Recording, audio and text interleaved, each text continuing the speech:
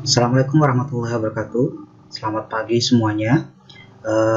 Baik guys, semoga kabar kalian baik-baik saja, tetap sehat-sehat selalu, tetap di rumah, mengikuti instruksi pemerintah sampai krisis pandemi ini berakhir ya.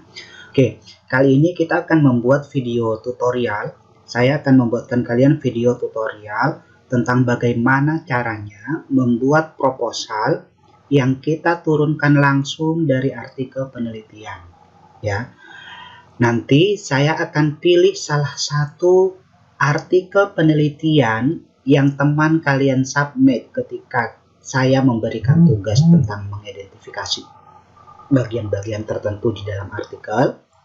Kemudian saya akan mencoba membuat proposal yang saya turunkan langsung dari artikel tersebut ya.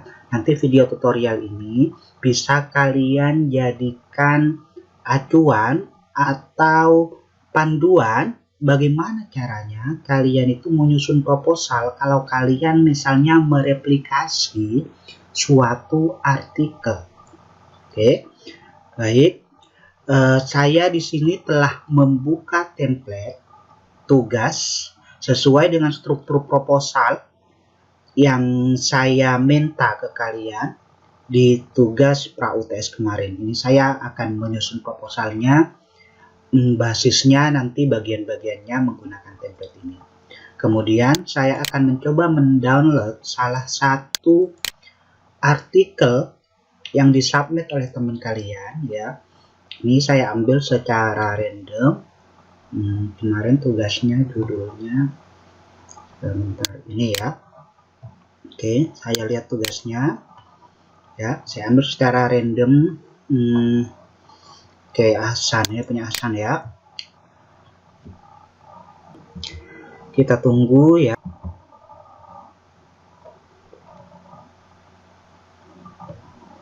Oke, kita buka.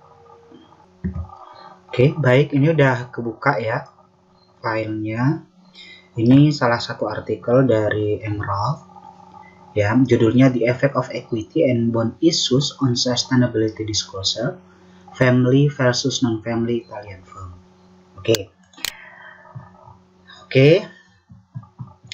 Sebenarnya ketika kalian mau mereplikasi sebuah artikel dan membuat proposal dengan menurunkannya langsung dari artikel, itu akan lebih mudah jika kalian itu membuat outline terlebih dahulu ya. Outline itu bisa kalian buat di Word, di Microsoft Word, atau outline bisa juga dibuat menggunakan Xmind di software yang telah saya berikan ke kalian ya, yang saya minta install ke kalian.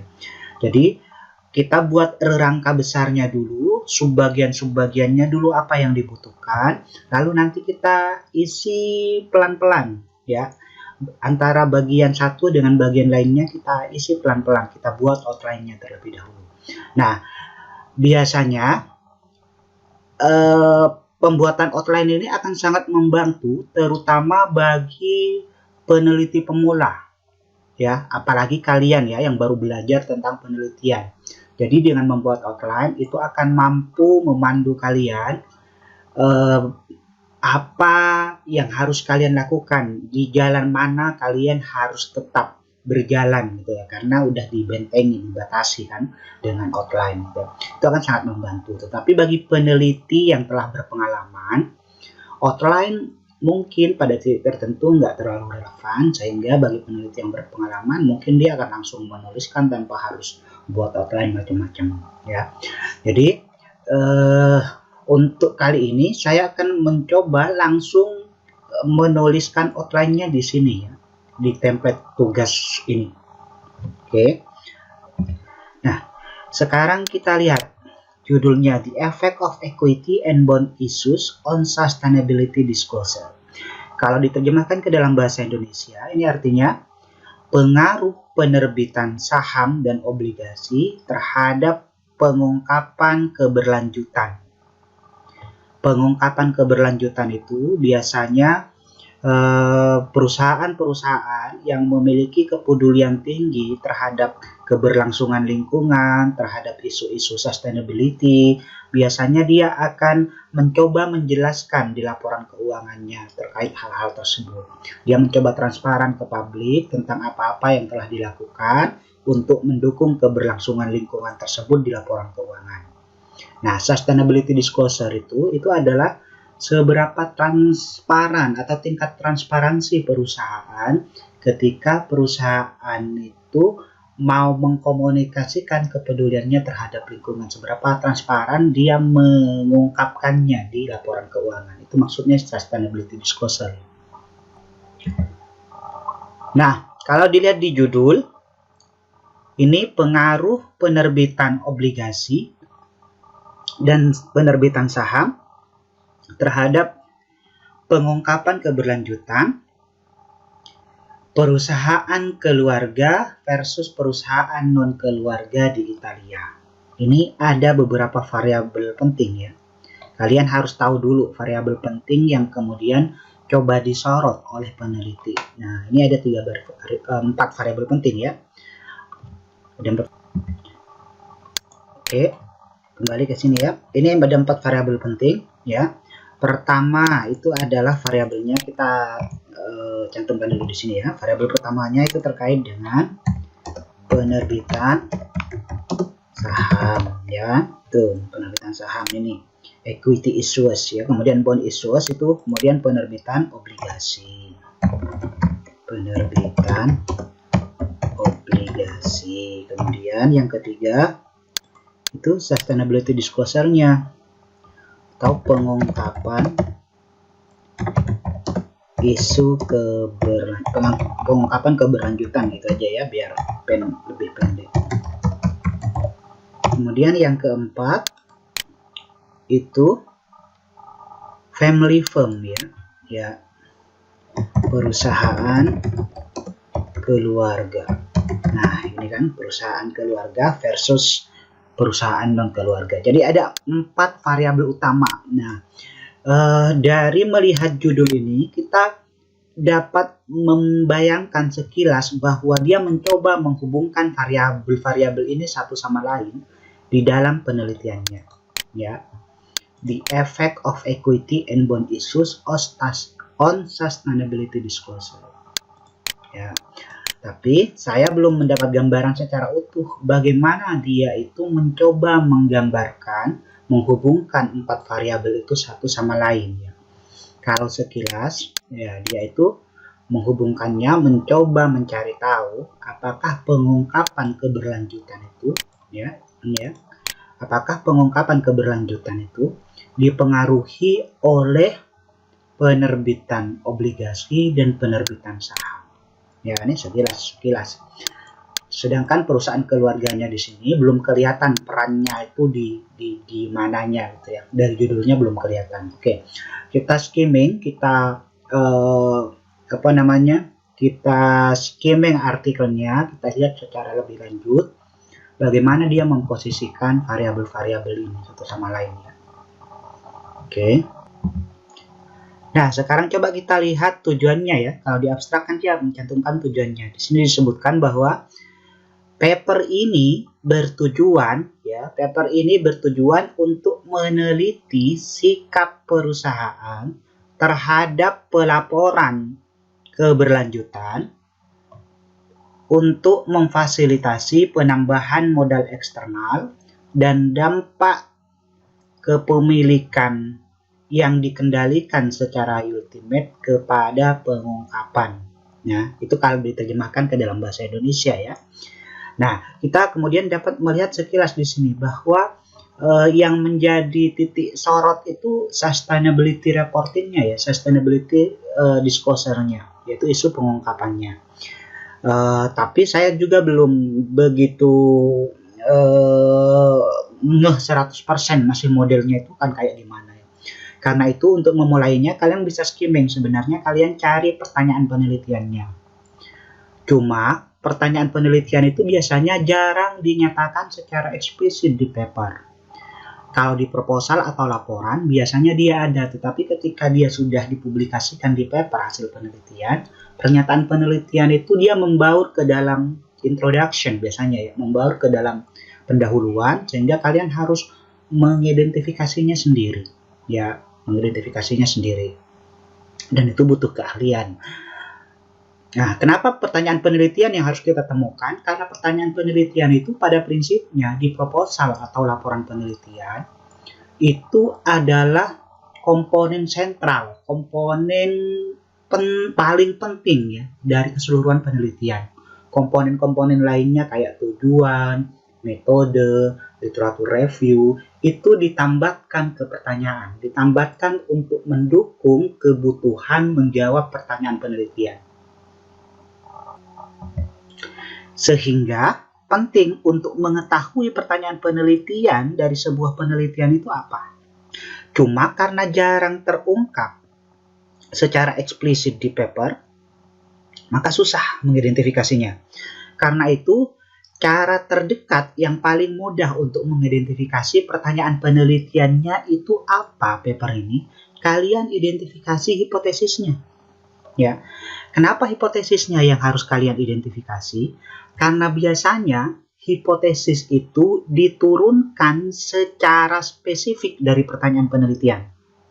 Ya, jadi pertanyaan penelitiannya 4, biasanya hipotesisnya akan terdiri dari 4. Jadi dia nge-link secara langsung ke pertanyaan hipotesis itu. Jadi kan kita punya pertanyaan penelitian itu kemudian diduga jawabannya, dugaan jawaban itu terformulasikan di hipotesis. Karena itu, untuk mengetahui pertanyaan penelitian itu apa, kalian paling dekat, kalau nggak ada di paper pertanyaan penelitiannya, kalian lihat hipotesisnya. Oke, kita lihat hipotesisnya penelitian ini ya. Oke, ini. Nah, kalian perhatikan di sini hipotesisnya di sini ada 2 ya. Coba kita lihat ke bawah, ada berapa hipotesisnya?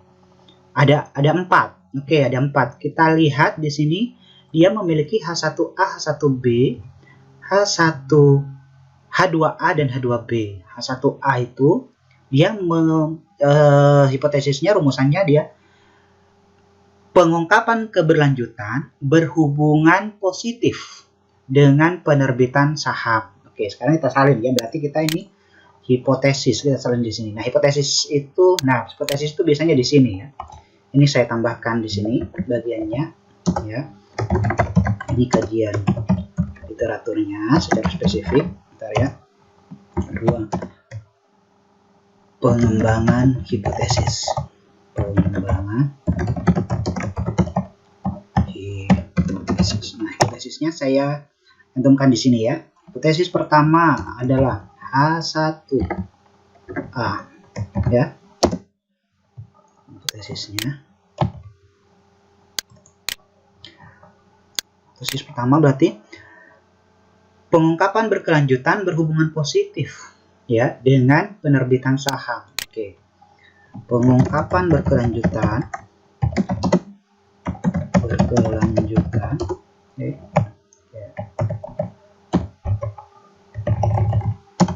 Berhubungan positif dengan penerbitan saham.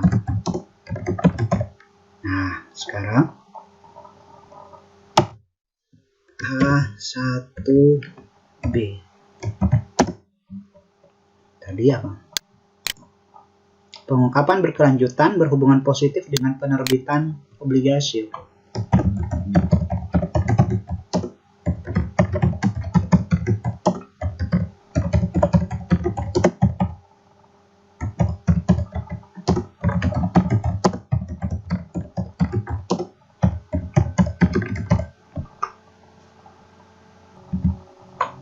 Oke, nah dari hipotesis ini kita bisa lihat bahwa penulis ini mencoba mengungkap apakah pengungkapan berkelanjutan berhubungan positif dengan penerbitan saham dan apakah pengungkapan berkelanjutan berhubungan positif dengan penerbitan obligasi.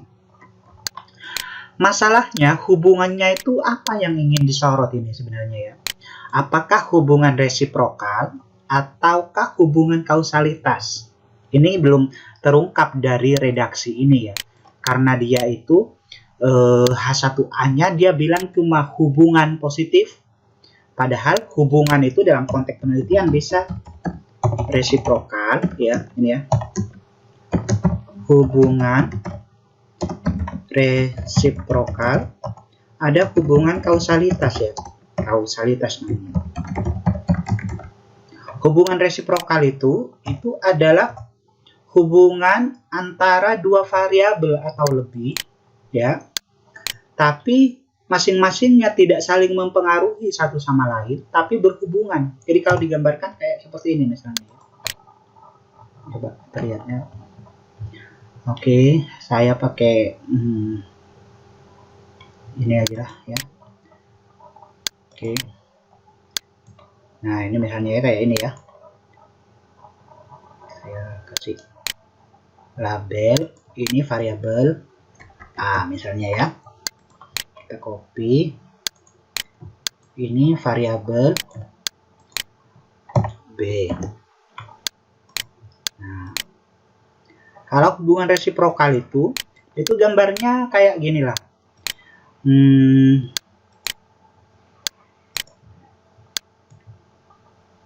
Nah, ini gambar hubungan resiprokal. Jadi panahnya itu sama-sama ada di bagian ini. Jadi berhubungan tapi tidak saling mempengaruhi ya. Ini namanya hubungan resiprokal.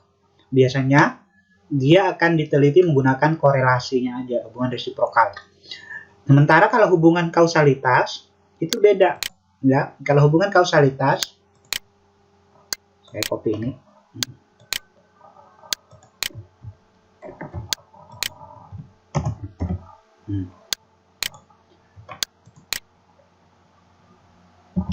Kalau hubungan kausalitas itu adalah hubungan antara dua atau lebih variabel dan masing-masing variabel itu menjadi terpengaruh oleh variabel lainnya. Jadi satu variabel menjadi sebab kemunculan variabel lainnya. Ya, jadi dia panahnya.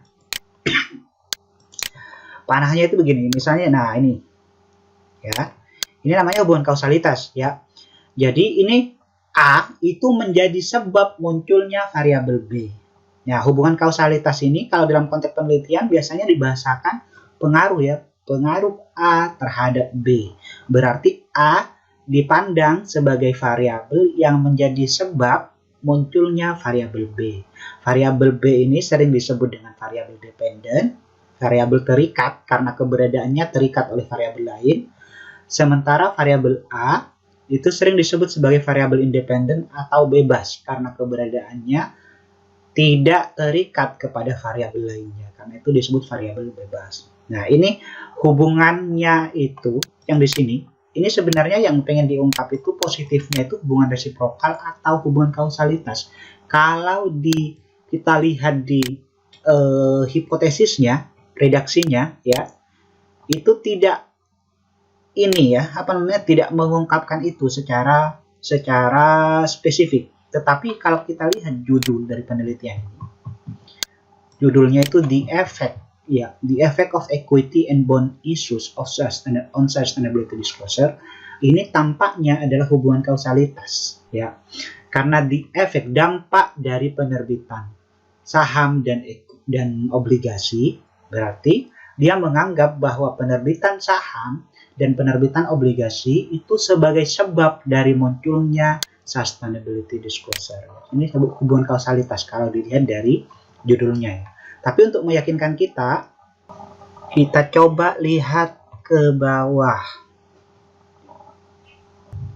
Oke, untuk meyakinkan kita coba lihat ke bawah, kita lihat modelnya ya. Kita lihat modelnya, apakah benar dia menyoroti hubungan kausalitas. Kita lihat modelnya. Nah, kalau dia menggunakan regresi, nah ini regresi ya. Ini regresi karena itu dia itu ya hubungan kausalitasnya sebenarnya benar ya, sesuai konsisten dengan judulnya. Kalau begitu, kalau ini saya hapus dulu ya. Kalau itu hubungan kausalitas, itu tentang pengaruh sebenarnya, sehingga kemudian hipotesis 1 dan hipotesis 2 ini, hipotesis 1A hipotesis 1, 2 ini bisa juga itu kita tulis seperti ini misalnya. Tadi kan yang diduga sebagai sebab adalah penerbitan sahamnya, yang diduga sebagai akibat adalah pengungkapan berkelanjutannya. Ya, berarti H1A redaksinya bisa kita tuliskan misalnya seperti ini. Penerbitan saham ya berpengaruh positif terhadap pengungkapan isu berkelanjutan. Nah, ini ya. Kalau seperti ini hubungan kausalitasnya tampak di rumusan hipotesis. H1B-nya juga bisa dituliskan seperti ini dengan bahasa lain dituliskan dengan bahasa lain seperti ini hipotesisnya. Ya, kalau ini hubungan kausalitasnya belum nampak, tapi hubungan aja, nggak jelas apa itu hubungan resiprokal atau hubungan kausalitas. Kalau dirumuskan seperti ini, itu hubungan kausalitasnya nampak di pengembangan hipotesis. Ya, nah untuk sementara kita mengikuti yang di paper ya, ini kita hapus saja. Jadi ini ada 2 hipotesisnya. Kemudian kita lihat hipotesis berikutnya. Tadi kan hipotesisnya ada 4. Hipotesis berikutnya itu H2A dan H2B. Ini ada pengaruh dan kendali keluarga.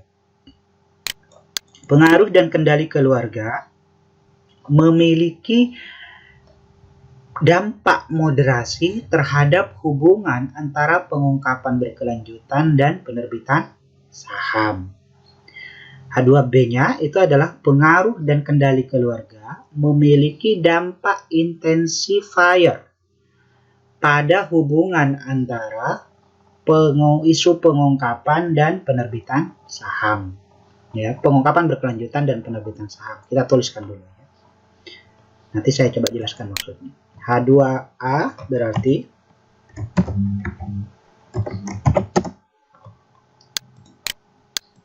pengaruh dan kendali keluarga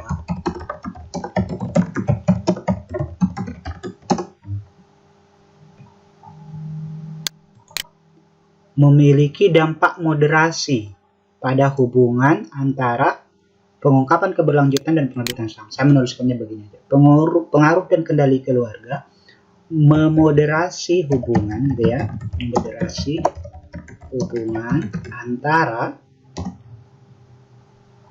pengungkapan berkelanjutan dan penerbitan saham. Artinya saya tulis begitu juga.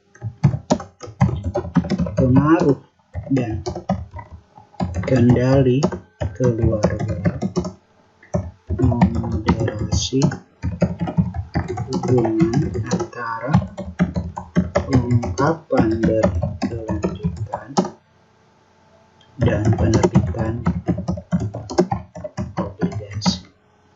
Oke. Nah, sekarang apa sih maksudnya memoderasi hubungan itu? Ya, berarti di sini kita tadi kan memiliki 4 variabel ya. Ini ada kaitannya penerbitan saham, penerbitan obligasi, pengungkapan keberlanjutan, ada kaitannya dengan perusahaan keluarga, yaitu pengaruh dan kendali keluarga pada perusahaan ya. Secara spesifiknya. Nah, untuk memahami konteks ini kita gambarkan ke modelnya aja ya. Nah, biasanya kan di proposal penelitian nanti di bagian literatur review itu juga ada model ya. Coba kita split. Berarti di sini pembahasan hipotesis. Setelah pembahasan hipotesis biasanya ada model penelitian ya. Nah, dari sini 3 model penelitian. Ini opsional ya, kadang itu ada, kadang nggak ada, nggak apa-apa. Tapi biar lebih mudah kalian pahaminya, saya coba gambarkan ke dalam model ini, hipotesis ini tadi ya, ke dalam model, ke dalam bentuk diagram, bentuk gambar hubungannya seperti tadi. Oke, nah coba. Oke. Nah.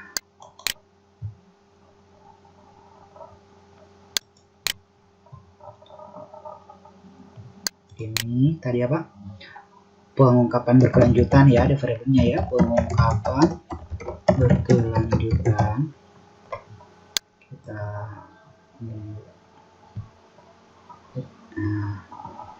Kemudian ada variabel penerbitan saham. Ada variabel penerbitan obligasi. Ada variabel pengaruh dan kendali keluarga.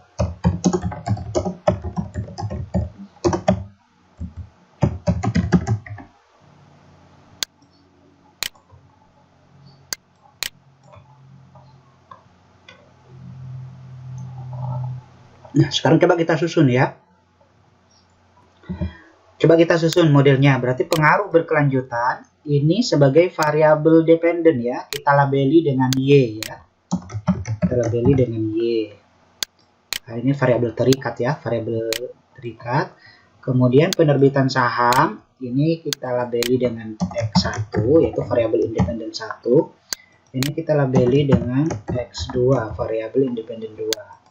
Berarti modelnya itu kurang lebih begini ya. Nah, pengungkapan berkelanjutan berhubungan positif dan penerbitan saham. Nanti ini kan tadi hubungannya kausalitas ya.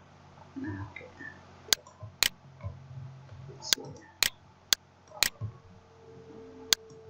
Nah, ini begini.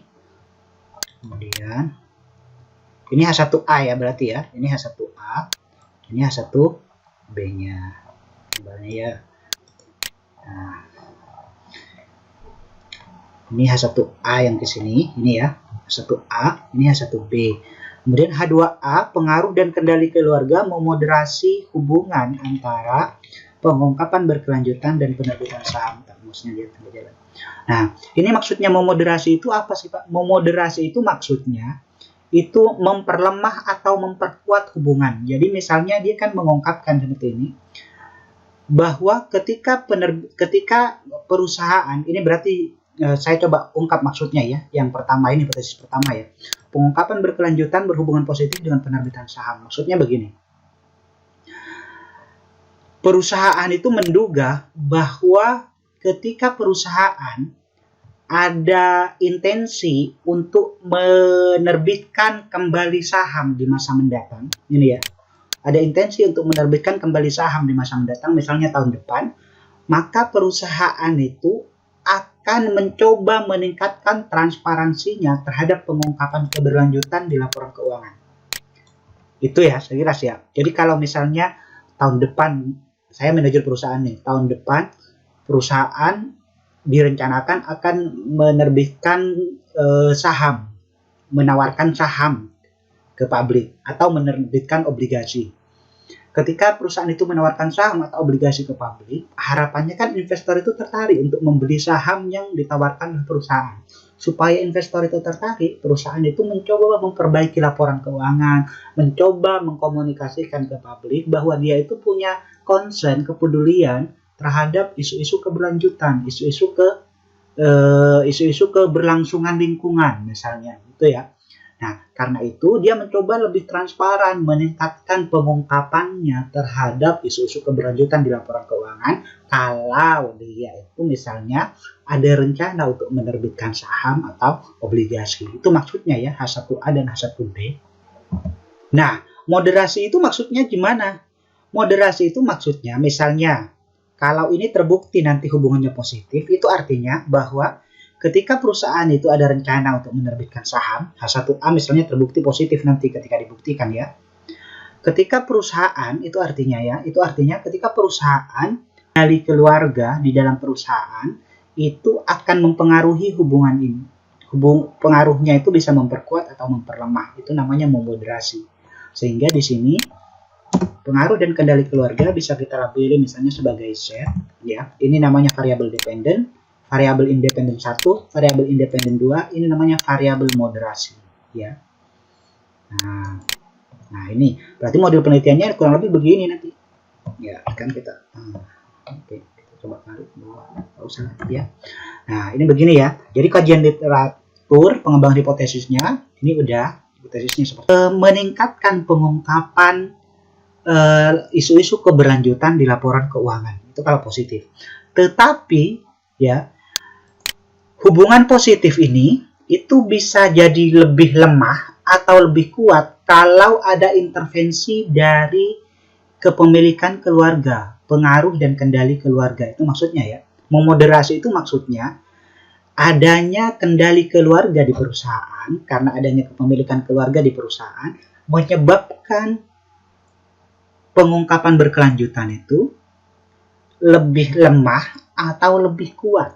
Itu maksudnya memoderasi. Sehingga kalau dia dihubungkan dengan anak panah, dia itu anak panahnya nggak ke sini atau ke sini, dia ke sini, ke hubungannya ya.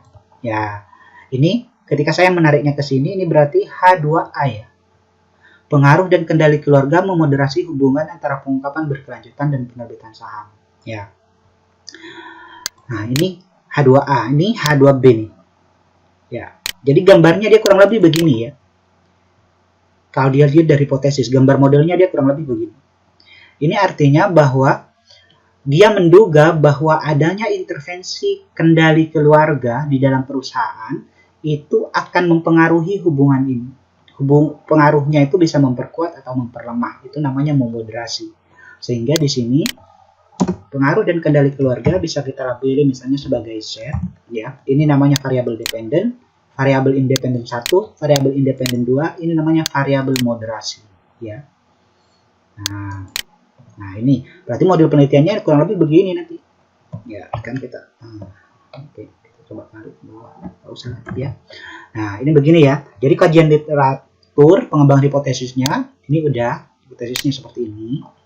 Modelnya juga udah, nah seperti ini, tinggal dirapikan ya. Dan dikasih sedikit narasi. Nah, sekarang kita coba isi bagian-bagian lainnya. Nah, kita telah berhasil mengidentifikasi hipotesisnya ya.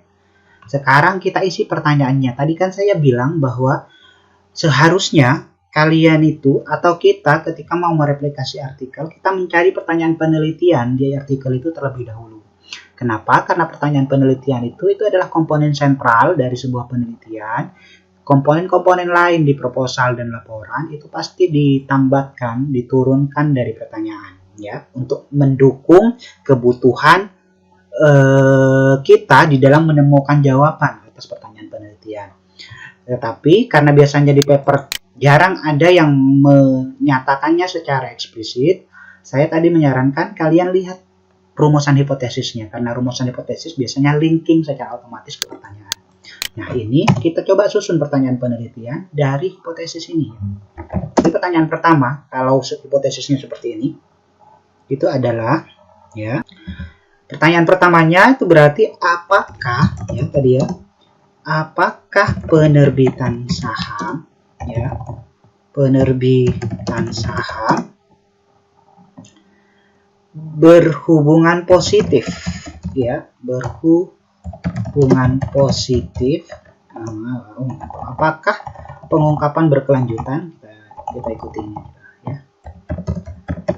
apakah pengungkapan berkelanjutan berhubungan positif dengan penerbitan saham. Atau dengan bahasa lain sebenarnya bisa kita tuliskan seperti ini ya. Ininya pertanyaannya. Apakah penerbitan saham ya, penerbitan saham berpengaruh terhadap pengungkapan berkelanjutan.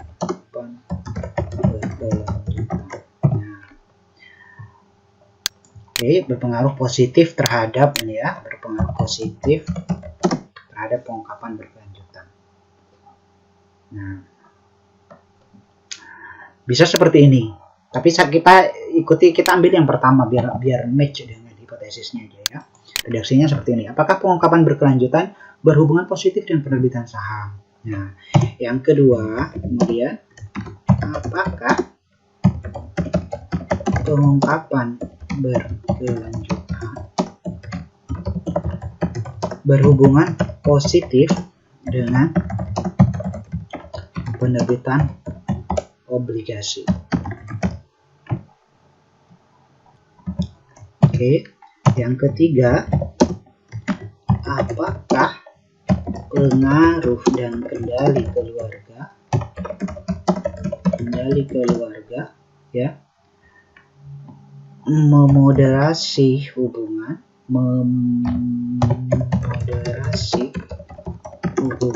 antara pengungkapan berkelanjutan dengan penerbitan saham ya, ya.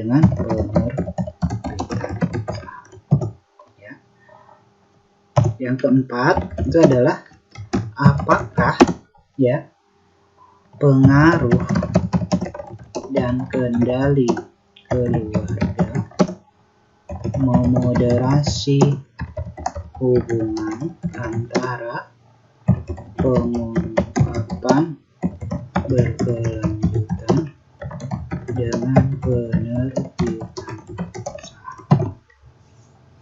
Nah, ini ya. Nah, kalau kita lihat bahwa pertanyaan penelitian itu pada prinsipnya menjadi acuan perumusan hipotesis. Ini kalian lihat. Nah, ini kan dia sama persis.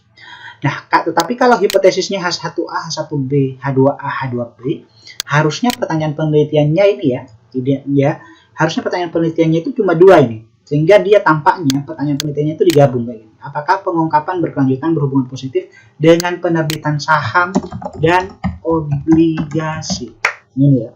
Sehingga ketika hipotesis dia baru menguraikannya, H1A-nya itu penerbitan saham, H1B penerbitan obligasi. Itu bisa kita urai menjadi masing-masing. Kalau kita urai masing-masing tadi 1, 2, 3, 4 seperti di pertanyaan penelitian, hipotesisnya ini harusnya nggak H1A, H1B, tapi cukup H1, H2, H3, H4.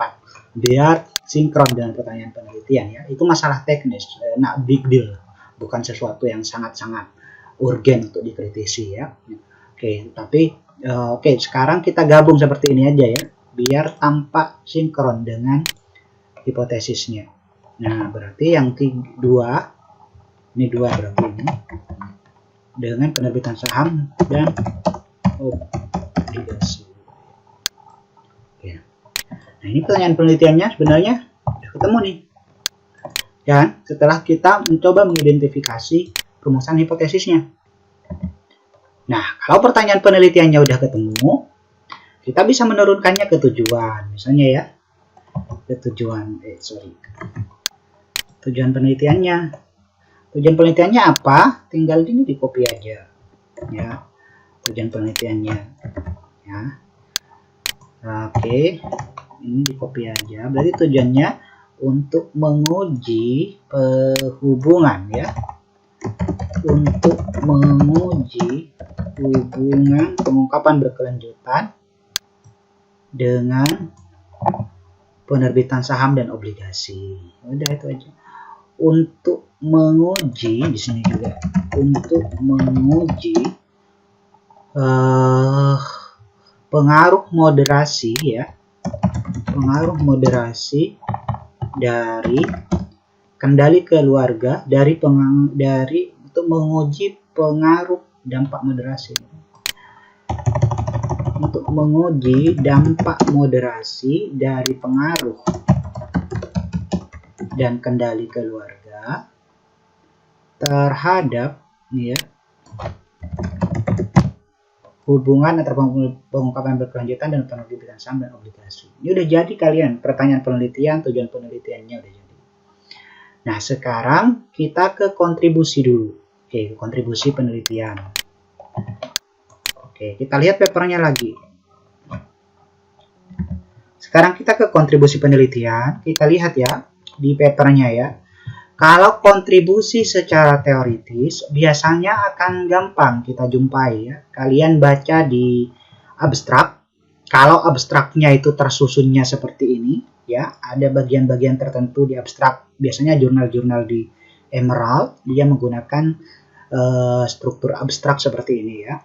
Kalian tinggal lihat originality atau value-nya, karena biasanya di originality atau value penulisnya itu memaparkan kontribusinya terhadap pengembangan ilmu pengetahuan. Ya, kalau abstraknya nggak disusun seperti ini, kalian tetap bisa lihat di abstrak, tapi jarang kalian akan menemukannya secara sistematis seperti ini. Sehingga kalian perlu membaca introduction-nya, ya. Kalian perlu ngebaca introduction-nya secara pelan-pelan. Biasanya di situ di paragraf-paragraf akhir itu akan kelihatan dia kontribusinya di bagian mana, ya. Tapi nggak selalu di paragraf akhir sih, tergantung bagaimana pola penceritaan yang digunakan oleh penulis ketika dia menulis paper, ya. Oke, kembali ke sini. Berarti ini kontribusinya ke apa, ya? Nah, ini sebenarnya tanpa harus melihat ke paper, ya kita bisa menduga-duga ya kontribusinya. Kalau udah ketemu pertanyaan penelitiannya, perumusan hipotesisnya, itu kita bisa menduga-duga. Tetapi ini di sini disebutkan bahwa paper ini itu maksudnya ya penelitian ini ya, karena paper itu dia itu merujuk kepada paket penelitian yang telah dilakukan yang kemudian dituliskan dalam paper ini. Berarti ini bisa dikatakan penelitian ini itu pada prinsipnya, dengan kata lain bisa dikatakan begitu, ya.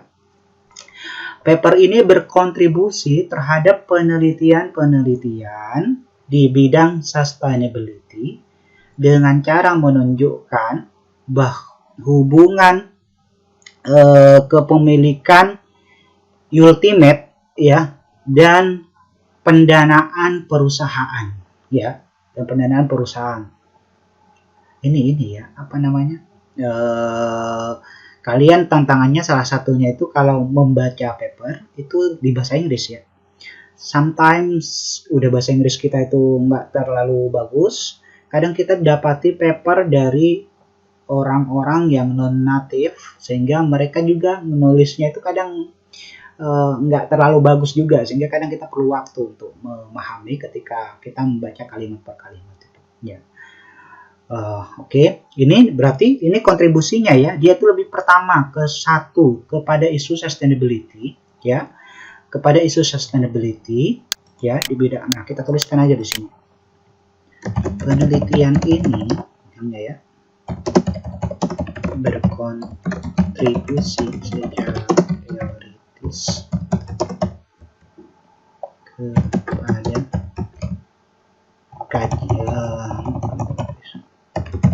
kepada diskursus, misalnya ya, diskursus sustainability, kaitannya dengan bagaimana sustainability berhubungan dengan pendanaan perusahaan, baik melalui penerbitan saham maupun penerbitan obligasi, ya.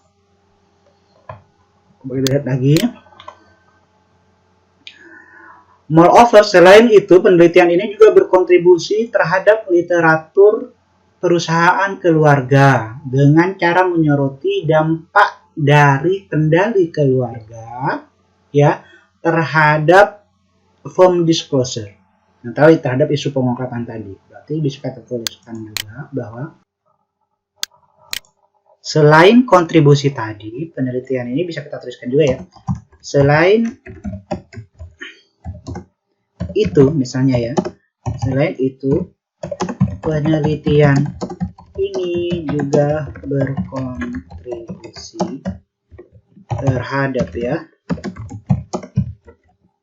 pengayaan isu di literatur perusahaan keluarga, kaitannya dengan bagaimana pengaruh dan kendali keluarga berhubungan dengan isu keberlanjutan. Nah, misalnya ya, bisa kita tuliskan seperti ini kontribusi teoritisnya. Kalau kontribusi praktisnya, kalian bisa baca di paper, ya, skimming di papernya seperti apa. Kadang di paper akan kita temukan penulis menyatakan secara implisit, ya, secara tersirat kontribusinya terhadap praktis. Kadang juga kita tidak menemukannya secara implisit. Karena itu kalian bisa mengembangkannya sendiri, ya. Pertama caranya dengan cara kalian lihat kalau penelitian ini sudah dilakukan, terbukti misalnya hipotesisnya, kira-kira siapa, ya, di luar peneliti yang kira-kira itu paling mendapatkan dampak dari hasil penelitian ini, ya. Siapa yang terdampak dari hasil penelitian ini? Itu kemudian kalian bisa masukkan di kontribusi praktis. Dalam konteks ini siapa yang terdampak? Paling dekat itu ya investor, ya. Kenapa investor? Karena investor kan pihak yang berkepentingan untuk membeli saham atau obligasi ketika saham atau obligasi tersebut diterbitkan oleh perusahaan. Sehingga dengan mengetahui bahwa perusahaan itu ternyata dia itu sengaja memoles-moles isu keberlanjutan di laporan keuangan, kalau dia kepingin menerbitkan saham atau menerbitkan obligasi, investor itu jadi lebih teliti, jadi lebih aware bahwa ketika mau membeli saham perusahaan yang baru menerbitkan saham, membeli obligasi perusahaan yang baru menerbitkan obligasi, maka pertimbangannya itu mungkin tidak melulu terkait dengan isu pengungkapan itu. Bisa aja itu ya karena memang dipoles-poles, ya, sehingga dia bisa lebih hati-hati ketika mengambil keputusan, tidak terjebak kepada permainan perusahaan itu sendiri. Nah, itu dampak paling konkret yang mungkin dirasakan investor ketika kemudian penelitian ini telah selesai dilakukan. Nah, itu bisa kalian narasikan ke dalam kontribusi praktis bahwa kontribusi praktisnya itu. Nah, kalian bisa menuliskan itu di kontribusi praktisnya, ya. Jadi misalnya dituliskan bahwa penelitian ini berkontribusi secara praktis utamanya misalnya ya terhadap investor, kaitannya dengan upaya agar investor bisa lebih cermat dan hati-hati dalam mengambil keputusan ketika harus membeli saham atau obligasi yang diterbitkan oleh perusahaan. Cukup seperti itu, ya. Jadi tidak perlu semua pihak-pihak yang terdampak secara praktis, ya. Kalian itu misalnya pilih atau identifikasi salah satu pihak mungkin yang akan paling terdampak dari ditemukannya atau tidak ditemukannya bukti yang mendukung penelitian kalian, ya. Kalian bisa cantumkan itu di sini kontribusi praktis. Nah, sekarang kan udah kelar ya kontribusi penelitian, tujuan penelitian, tinggal ditambahkan narasi dikit-dikit, kemudian dirapikan. Nah, sekarang judulnya, ya. Latar belakang sama rumusan masalah nanti. Karena itu kita belakangan ya, karena kita perlu melakukan skimming terhadap paper di latar belakangnya seperti apa, ya, dia kegelisahannya seperti apa, kita perlu sedikit membaca. Jadi itu nanti lah. Kalau judul penelitian berarti sebenarnya kita bisa meniru judul ini atau membuat judul tersendiri. Terserah, asal relevan dengan konteks pertanyaan penelitian kita.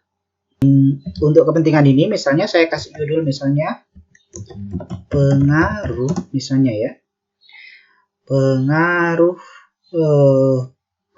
atau pengaruh penerbitan saham dan obligasi terhadap pengungkapan berkelanjutan. Nah, ini misalnya ya, peran moderasi kepemilikan keluarga. Nah, bisa aja seperti ini. Kemudian Ya. Bisa juga misalnya kalian menuliskannya hubungan pengungkapan berkelanjutan dengan ya penerbitan saham dan obligasi ya. Peran moderasi kepemilikan keluarga atau yang lain, silahkan judulnya, yang penting relevan ya dan straightforward dari judul itu. Kemudian pembaca bisa memahami dengan baik maksud yang ingin kalian bidik di penelitian itu apa. Nah, untuk sementara kita ambil judul yang teratas ya, yang pertama. Nah, judulnya seperti ini. Nah, sekarang kita tinggal latar belakang dan rumusan masalahnya. Misalnya, rumusan masalahnya apa? Kemudian, apa yang menjadi kegelisahan peneliti sehingga dia melakukan penelitian ini? Ini di rumusan masalah. Kita perlu identifikasi dengan cara membaca papernya secara skimming. Rumusan masalah biasanya itu akan kalian temukan di introduction. Ketika kalian ngebaca paper, introduction atau pendahuluan itu biasanya merangkum komponen-komponen ini, mulai dari latar belakang sampai kontribusi penelitian ya. Bahkan kadang ada paper yang memasukkan metode dan hasil itu secara ringkas di introduction. Sehingga orang itu untuk mengetahui hasil penelitiannya seperti apa, metode apa yang digunakan, cukup baca introduction, nggak perlu baca secara lebih jauh ke belakang. Ada paper-paper yang kayak gitu. Tapi umumnya introduction itu memuat bagian ini tadi sampai kontribusi ya, latar belakang sampai kontribusi. Sehingga kalau kalian mau mengidentifikasi rumusan masalahnya, kalian baca introduction-nya. Di sana peneliti itu akan menarasikan kegelisahannya apa sehingga kemudian dia melakukan penelitian seperti yang dia teliti. Motivasinya apa? Nah, itu yang harus kita ungkap, kita cari di introduction, lalu kita rumuskan ke dalam rumusan masalah. Nah, kalau kita lihat di sini ya, di sini peneliti memulai introduction-nya dengan existing literature on corporate social responsibility has paid considerable attention toward identifying the determinant of the related disclosure activity from different theoretical perspectives. Nah, ini maksudnya adalah literatur saat ini di bidang CSR ya telah memberi perhatian besar terhadap pengidentifikasian faktor-faktor yang mempengaruhi aktivitas pengungkapan di perusahaan dari berbagai perspektif yang berbeda. Mulai dari mempertimbangkan struktur kepemilikan ya struktur kepemilikan yang ada di perusahaan itu terkonsentrasi atau terdispersi, kepemilikan manajerial, kepemilikan institusional, dan kepemilikan asing. Nah, itu ya, dia memaparkan bahwa di literatur yang ada saat ini fokus peneliti di bidang CSR umumnya kaitannya ya terkait ini, misalnya ya. Banyak yang mengidentifikasi faktor-faktor apa yang menyebabkan perusahaan itu meningkatkan transparansi pengungkapan aktivitas CSR-nya. Itu yang banyak disorot katanya ya. Dengan mempertimbangkan misalnya struktur kepemilikannya itu seperti apa. Misalnya struktur kepemilikan manajerial, struktur kepemilikan institusional, struktur kepemilikan asing, dan seterusnya. Nah, tapi kemudian ini ya, apart from very few exploratory studies, ya, atau terlepas dari sangat sedikitnya ya studi-studi eksploratif itu artinya adalah dia menganggap bahwa masih sedikit penelitian yang mencoba menggali hal-hal baru kaitannya dengan isu ini ya. Dampak dari kepemilikan ultimate ya itu belum banyak disorot katanya ya. Terlepas dari sedikitnya eksplorasi terhadap isu ini, dampak dari hubungan kepemilikan ultimate Kepemilikan ultimate itu adalah kepemilikan akhir ya dari sebuah perusahaan.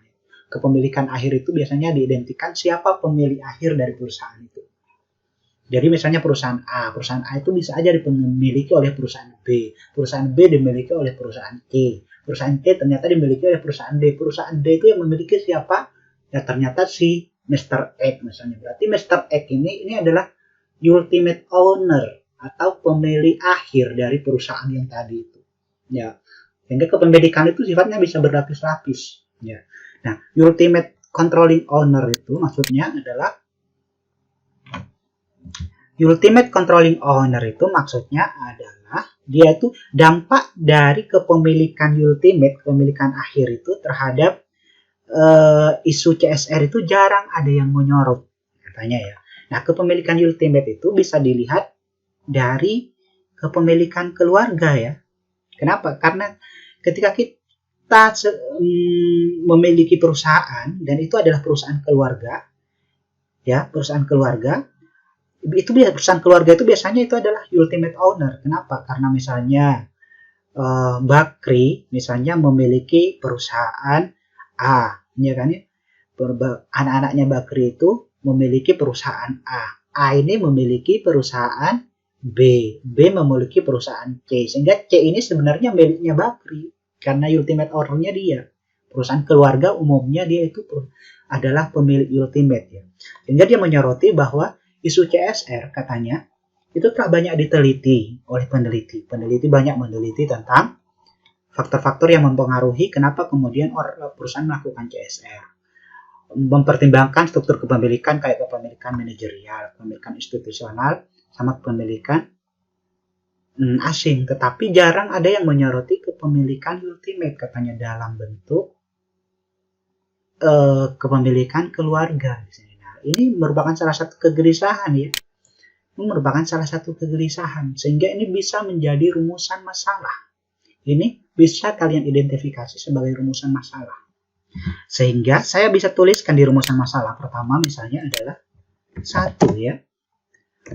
Masih sedikitnya penelitian yang mencoba menyoroti peran kepemilikan ultimate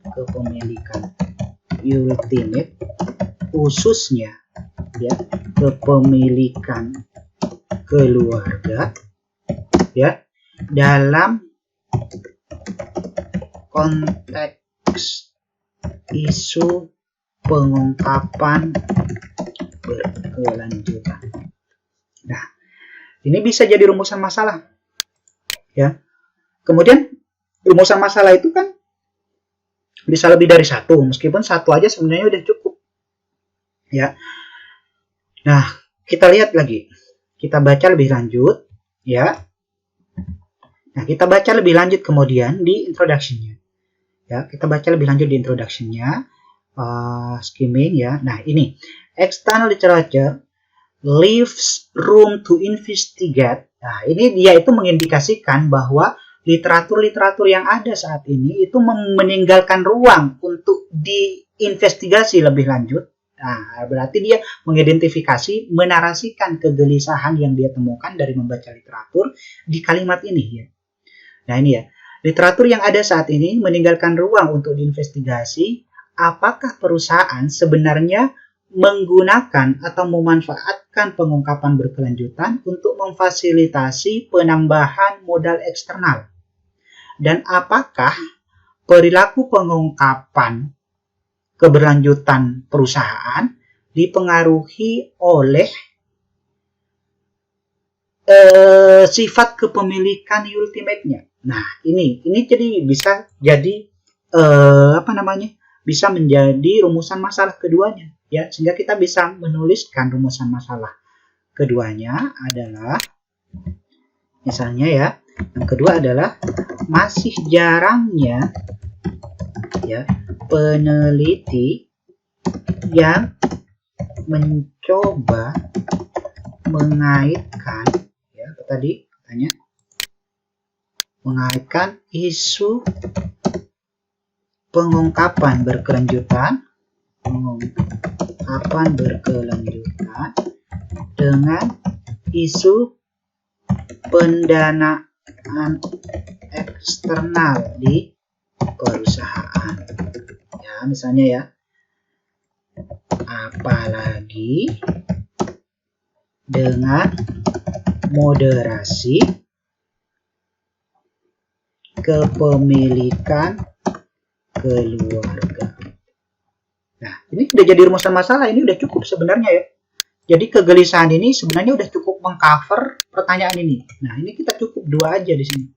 Kalian perhatikan, ini rumusan masalah ya. Ini rumusan masalahnya udah keidentifikasi ya. Sekarang kita ke latar belakangnya. Latar belakangnya apa? Perhatikan ya. Nah, sekarang kita lihat latar belakangnya ya.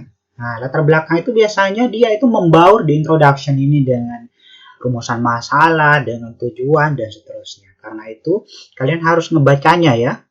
Kalian harus ngebacanya. Paling gampang itu kalian membuat outline-nya. Cuma kalian coba perhatikan bagaimana dia menuliskan motivasi penelitiannya secara straightforward ya di introduction itu. Perhatikan di paragraf pertamanya dia itu langsung masuk ke literatur straightforward, langsung tembak isunya gitu ya. Itu beda kebanyakan dengan proposal mahasiswa gitu ya. Proposal mahasiswa yang terutama yang skripsi itu masih harus berbahasa basi di sini banyak, panjang lebar. Jadi karena ini isu pengungkapan, kalau mahasiswa ini biasanya dia akan ngebahas macam-macam nih. Kayak pemanasan global, penipisan ozon, dan seterusnya. Itu nggak penting ya. Bukan salah, nggak salah sih sebenarnya ya. Tetapi kalian, ibarat kalian itu ikut lomba lari, kalian startnya itu ngambil ancang-ancang itu terlalu jauh sekali. Ya, terlalu jauh sekali. Itu nggak perlu ya di dalam menyusun proposal penelitian. Menyusun proposal penelitian itu kalian straightforward, nggak perlu basa-basi, nggak perlu banyak bunga-bunga. Ya, hal-hal yang nggak penting itu kalian nggak perlu masukkan. Nggak perlu kalau misalnya penelitiannya berkaitan dengan isu keberlanjutan, kalian bahas pemanasan global, penipisan ozon di Antartika, dan seterusnya sampai 3 paragraf. Nggak perlu. Itu pengetahuan umum yang udah diketahui orang. Nggak perlu kalian banyak perhatian, menaruh perhatian kepada isu-isu itu. Isu-isu yang telah menjadi pengetahuan umum yang diketahui banyak orang, nggak perlu kalian cantumkan di proposal kalian. Kalian straightforward aja kepada isu-isu spesifik yang kalian sorot, kayak ini tadi. Jadi nggak perlu bahas penipisan ozon atau pemanasan global kalau dalam konteks ini. Langsung aja straightforward ke scripting literaturnya. Cuma masalahnya biasanya mahasiswa S1 itu kenapa begitu? Karena dia itu miskin ide, bacaannya terbatas, dia itu mau mengembangkan ide untuk menulis itu, jadi serba nanggung karena bacaannya terbatas, kurang berpengalaman di dalam menulis, jadi dia ya asal nulis aja tuh. Ya sebenarnya sih nggak salah ya, cuma itu nggak bagus ke kualitas proposal. Itu harus kalian perhatikan ya. Jadi kalian bisa baca di sini dalam konteks bagaimana dia itu menuliskan latar belakang. Dia di sini memaparkan tentang literatur terkini ya terkait CSR atau isu keberlanjutan tadi. Kemudian celah-celahnya ya, celah-celah di literatur itu apa? Nah, ini isu penting yang harus ada di latar belakang. Celah-celahnya itu apa? Karena celah-celahnya itu yang kemudian kalian rumuskan di rumusan masalah itu tadi. Ya, celah-celah di literatur itu apa? Yang bisa diisi. Nah, ini ya. Jadi ini harus ada di latar belakang itu. Ya, terutama kalau penelitiannya penelitian kuantitatif ya. Nah, dari celah-celah di literatur yang dari kita memaparkan literatur terkini, celah-celah yang mungkin diisi, kelemahan-kelemahan yang tidak bisa diadres oleh penelitian-penelitian sebelumnya, kita bisa memunculkan narasi tentang kebaruan penelitian kita di latar belakang. Ya, jadi untuk latar belakang ini sangat kasuistis ya di sini ya, sangat kasuistis untuk yang latar belakang ini di sini. Jadi kalian baca, kalian tiru polanya bagaimana orang-orang ketika dia itu menarasikan motivasi penelitiannya di pendahuluan. Kalian tiru polanya Ya, meskipun nggak ada rumusnya, kalau kalian udah terbiasa nulis, kalian akan ngalur dengan sendirinya dan enak dibacanya ya. Kalau kalian udah menulis latar belakang, dibaca lagi, ini enak nggak dibacanya. Kalau masih belum ngalur, kalian revisi sampai baik ya. Kalian suruh baca temannya dan seterusnya. Karena itu, ini ya, ini yang perlu ada ya, pembaruan ya. Meskipun untuk S1 ini kadang opsional ya, opsional untuk S1. Kalian replikasi aja sebenarnya. Tapi idealnya ini ada. Ya, kalian nanti latar belakang, silahkan kemudian dinarasikan bagaimana tadi. Cuma yang saya tekankan, yang perlu kalian ingat, jangan banyak basa-basi, straightforward to the point. Ya, kayak ini tadi. Ya. Nah, oke, ini judul, latar belakang, rumusan masalah, pertanyaan penelitian, tujuan penelitian, kontribusi penelitian sudah.